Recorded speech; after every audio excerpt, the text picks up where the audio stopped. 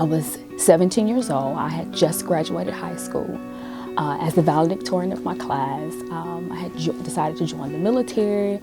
I was going to Auburn University for management information systems. I was excited about life. It's 2001. I was 24 years old. I left work. It was a Friday afternoon. My parents lived probably 20 minutes from my work, and they were out of town, and so I went to their house to clean their house. The night before I turned 18, I met a guy, and I thought he was cute, I thought he was cool. So I said, hey, he's like, hey, you want to hang out later? I was like, okay, that's fine. As soon as I walked in, I saw a hand from the left come down, and he hit me on the head. And didn't know at that point what he had hit me with. I ran to the right into the kitchen to try to get away because I knew I could circle around and head out the back. And I don't really remember much at that point what happened. I do remember him grabbing me. When I woke up, I was at the other end of the house. I remember feeling my body hit the floor. It got a little late. It was about 9 or so afterwards, 9, 10 o'clock at night when he came. Okay, no big deal. Granted, we all have to go to drill the next morning, but it's cool. We're gonna hang out, have a couple drinks. And there became a point in the time of the night where this just feels a little uncomfortable.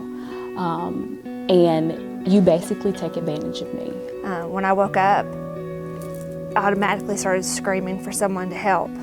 I knew though that no one could hear me because we were in the middle of the woods. My parents lived out in the country. The closest house was up the road. But it's instinct to scream. And I screamed and I screamed. I got home to my parents that day. It was my birthday. I was turning 18. They had a cake and things like that, and I just really wasn't myself. My mom knew that. She just never imagined that that's what it was. And I just felt his presence over me. And he told me very quietly, very calmly to be quiet. He had a gun, and I need to be quiet. So automatically I knew, you better shut up. Then a couple months later, it happened again with a different guy, and I had a very different response because something had already happened.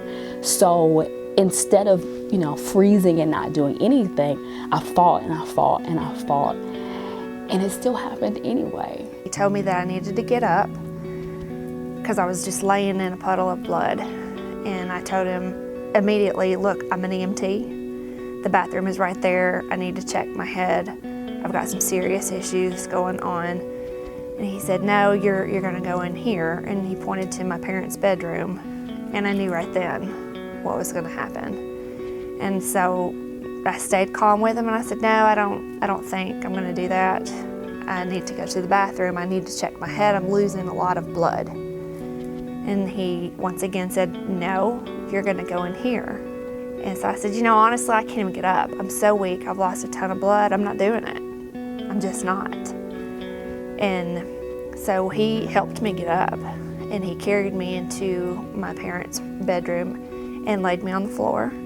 He finally, stops assaulting me and lets me go. And I remember running out of the house, getting in the car and driving home and sitting outside on the porch and still pretending that nothing had ever happened. And so he went to my dad's side table and he got his clock and he broke the wire, the cable off the clock, and told me to turn over, and he tied my hands together behind my back.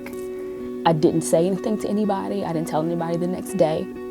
He did several things.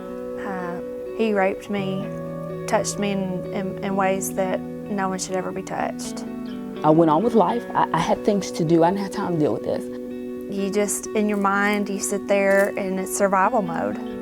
You do whatever you're told, because I had a 2-year-old son, and I knew that if I didn't do what I was told, that I would die. And I believed that with everything in me, because he told me every other sentence, I'm gonna kill you, right? It's not that I had forgotten what happened. I didn't have time to deal with it. My drug of choice was alcohol and sex, because the very thing that makes you feel like a woman sometimes, your sexuality, your ability to have relationships, that has been taken, that has been tainted. This is my first experience of sex at all. I brushed my teeth until my gums were raw and almost bleeding. I had washed until my skin was so red that it hurt. And you feel so nasty because it's in your head. My body was clean. But that's a dirt that don't go away for a long time, and some people it never goes away. It's been almost 15 years. It still get to me if I think about it. People are really surprised when they learn that it's 1 in 5 women that are affected by sexual assault and 1 in 33 men that are affected by sexual assault, and that is from the CDC. Locally, we saw 326 survivors of sexual violence right here in our center for medical advocacy. So those were men and women who came forward to have a medical exam done, and they had an advocate by their side through the process. We know the numbers are much higher. Those are the people who are coming forward. Alone for our program, we served over 6,000 survivors through our phone line, through counseling, through group counseling, through advocacy. And we know that that is just a very small number who are being served in our community. I'm Meg McLamory. I'm the Executive Director of the Crisis Center in Birmingham, Alabama. The mission of the Crisis Center is to meet the unmet needs of people who are experiencing personal crisis or mental health issues by providing services that promote coping, emotional well-being, and healing. So the services we provide at the Crisis Center include 3 main areas. It's like a tree with 3 branches. We have our mental health services, we have our crisis and suicide intervention services, and we also have our sexual assault support services. And that really includes 2 main areas, our rape response program and our sexual assault nurse examiner program. We serve Central Alabama, and there's 5 main counties that we serve. That includes Jefferson, Walker, St. Clair, Blount, and Chilton County. Our same program also serves Shelby County. Sexual Assault Awareness Month is very important because it gives us a chance to first let people know that sexual assault actually happens. Believe it or not, we have people saying that doesn't happen in Alabama, and it most certainly does. It happens more than we think. But it also lends a voice to victims. The events that go on during that time helps the victim to talk about the crime and to say, it wasn't my fault. I'm Kimberly Love. I'm the Executive Director of the Alabama Coalition Against Rape. This is an opportunity for people to learn more about this issue. For so long, it's been something we don't talk about. And I've worked at the Crisis Center for the past 10 years, and I've been in the field for almost 20, and I've seen a change happen. And a lot of the times it comes from a month of awareness. So if we can get out there and let people know that these services exist, we don't have the people coming forward that we've heard too many times saying, I wish I knew that y'all were here. This provides an opportunity for people to know we're here and get the help they deserve. In 2001, I didn't know that there was a place to go to receive help or to even be examined. I didn't know any of that. The mission of the Alabama Coalition Against Rape is to improve treatment, services for victims, and ultimately end sexual violence in Alabama. The coalition itself offers training and technical assistance. We offer advocacy, education, public awareness. However, our rape crisis centers provide direct services to victims. We train the member programs, we train the staff to better serve victims, and we also educate the community as well as law enforcement, hospitals, anyone that will come in contact with a victim, so that there is not this re-victimization that often happens with victims of sexual assault. Because as most survivors, we get to this place where so many people and so many things we've heard just from society that, oh, well, you shouldn't have been wearing that, or you should have not been drinking. But that doesn't mean that because I did that, that's what caused it. It's not me, it was them. Unfortunately, rape victims are blamed for their victimization. They said something, they were in a place they shouldn't have been, they were wearing something that they shouldn't have been wearing, or drinking too much or whatever. And that kind of thinking re-victimizes the victim. He or she will believe that this is my fault if I would not have smiled at this person, if I just wouldn't have had that beer, if I, whatever. And we know that what causes rape is rapist, not the action of victims, it's rapist. There's a large number of people that don't come forward after a sexual assault. Many times people feel like it's their fault, they did something to deserve it. And we know that nobody deserves to be hurt in this way. The only person responsible for the crime is the rapist, and that is it, not the survivor. According to the FBI, for every one reported, 10 go unreported. And we hope that we can change that by letting people know that we're here, by spreading teal everywhere during Sexual Assault Awareness Month and beyond Sexual Assault Awareness Month, so they know there's a safe place. Well, that is a lot of the purpose of Sexual Assault Awareness Month, is letting victims know that it's not your fault. It is not your fault. It is removing that stigma from being raped. I remember when my house was broken into, and everyone, whether I knew them or not, if we got into a conversation, I felt fine in saying that someone broke into my house and they stole my jewelry and this and that and the other.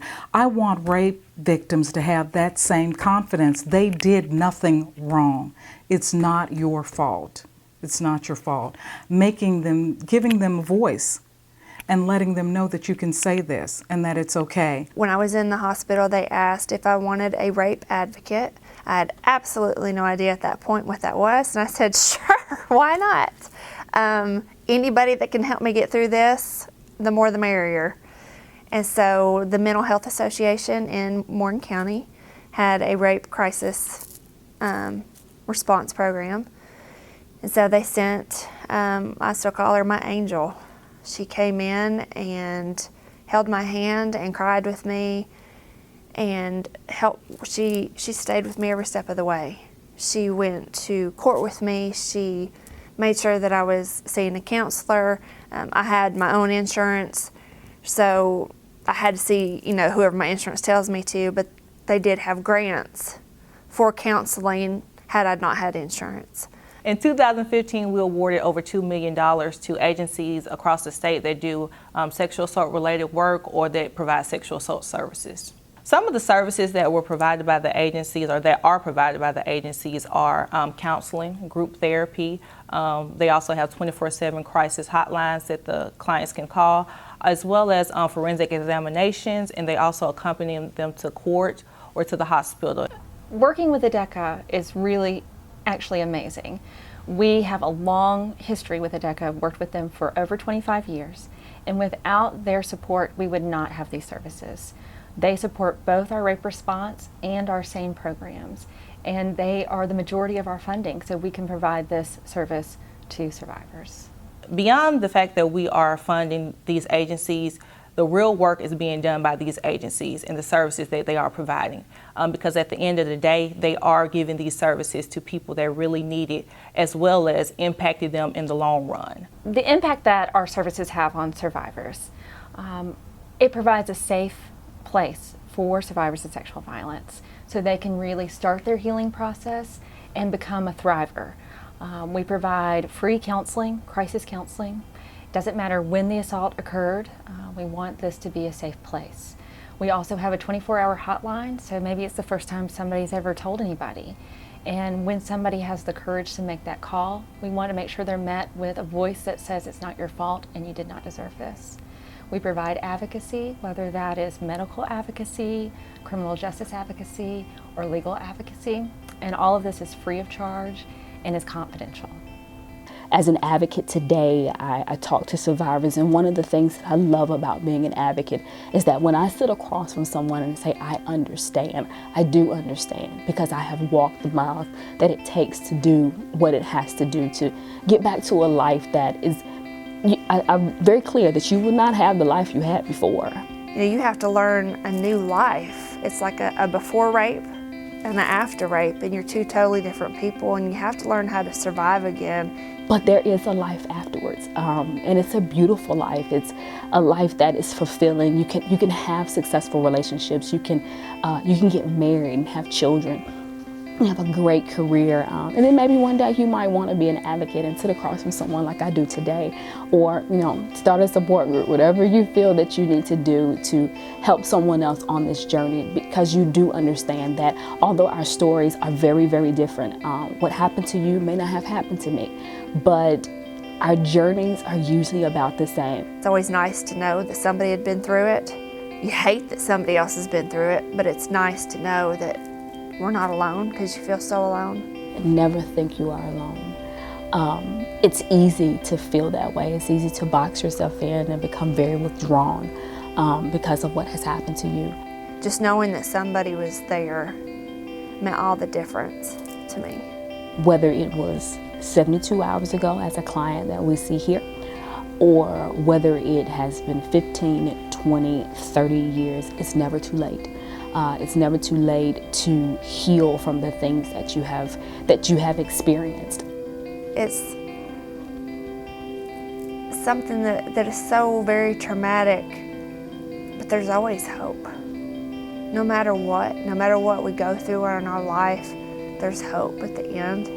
When you're ready, there is help, there is support, there are people that will walk with you through every step of the journey, and you don't have to do this by yourself.